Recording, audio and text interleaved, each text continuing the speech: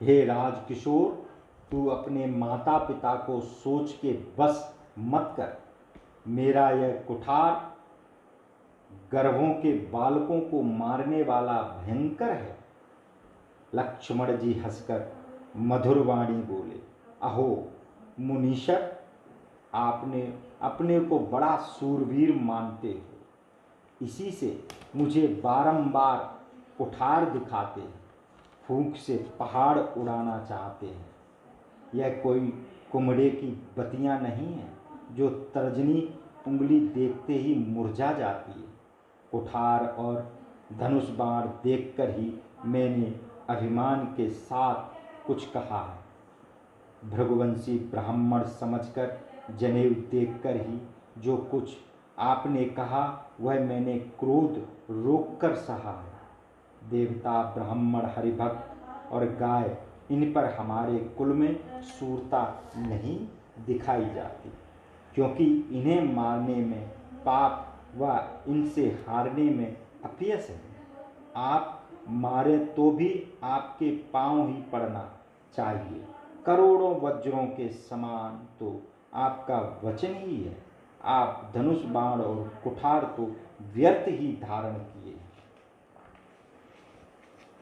हे धीर महामुनि, इन्हें देखकर मैंने जो कुछ अनुचित कहा हो उसे क्षमा कीजिए। यह सुनकर भृगुकुल में श्रेष्ठ परशुराम जी क्रोधित होकर गंभीर वाणी बोले, हे विश्वामित्र, सुनो, यह बालक कुबुद्धि और कुटिल है, काल भर अपने कुल का नाशक बन रहा है। यह सूर्यवंश रूपी पूर्ण चंद्रमा में कलंक है। यह बहुत ही स्वतंत्र, मूर्ख और निडर है। क्षण मात्र में यह काल का ग्रास हो जाएगा।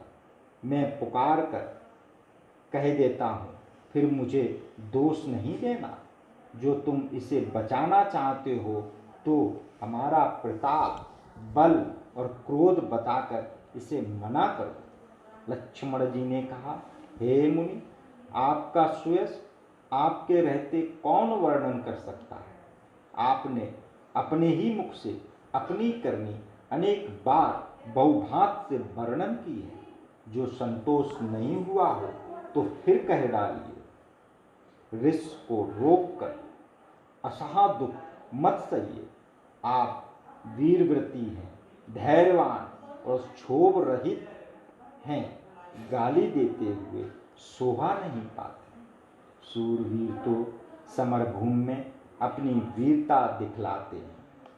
आपने आपको कहकर नहीं जनाते। रण में अपने शत्रु को पाकर कायर पुरुष ही अपने प्रताप की डींग मारा करते हैं। आप तो मानो काल को हाथ लगाकर बारंबार मेरे लिए बुला रहे हैं। लक्ष्मण जी के कठोर वचन सुनते ही परशुराम जी ने अपना कुठार सुधार कर हाथ में पकड़ा और कहा, अब लोग मुझे दोष न दें। यह कटुवचन बोलने वाला बालक मरने ही योग्य है। बालक जानकर मैंने इसे बहुत बचाया। बालक जानकर मैंने इसे बहुत बचाया। बालक जानकर इसे बहुत बचाया। अब यह सचमुच मरणहार ही है। विश्वामित्र जी ने कहा, अपराध क्षमा कीजिए। बालक के दोष गुण साधु लोग नहीं गिनते। परशुराम जी कहने लगे, तीक्ष्ण कुठार, मैं दया रहित और क्रोधी हूँ तथा अपराधी और गुरुद्रोही मेरे समान सामने है। उत्तर दे रहा है, इतने पर भी इसको बिना मारे छोड़ देता हूँ।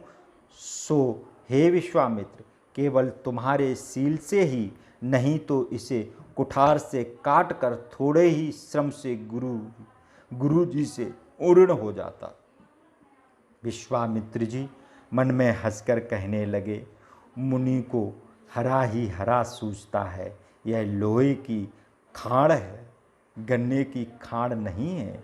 मुनि अब भी इनके प्रभाव को नहीं समझ रहे हैं। लक्ष्मण जी ने कहा, हे मुनि, आपके स्वभाव को कौन नहीं जानता। यह संसार में प्रसिद्ध है। माता पिता के ऋण से भली भांत उऋण हो चुके हैं, अब गुरु का ऋण रहा है। मन में उसका बड़ा सोच है। यह ऋण मानो हमारे माथे ही कढ़ा है। बहुत दिन बीत गए, ब्याज भी बहुत बढ़ गया होगा। अब किसी हिसाब करने वाले को बुलाइए, मैं तुरंत थैली खोलकर सब दे दूंगा।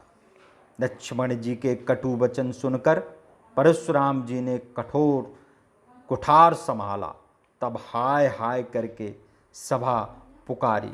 लक्ष्मण जी बोले, हे परशुराम जी, आप मुझे फरसा दिखा रहे हैं। हे राजद्रोही, ब्राह्मण समझकर आपसे बचता हूँ।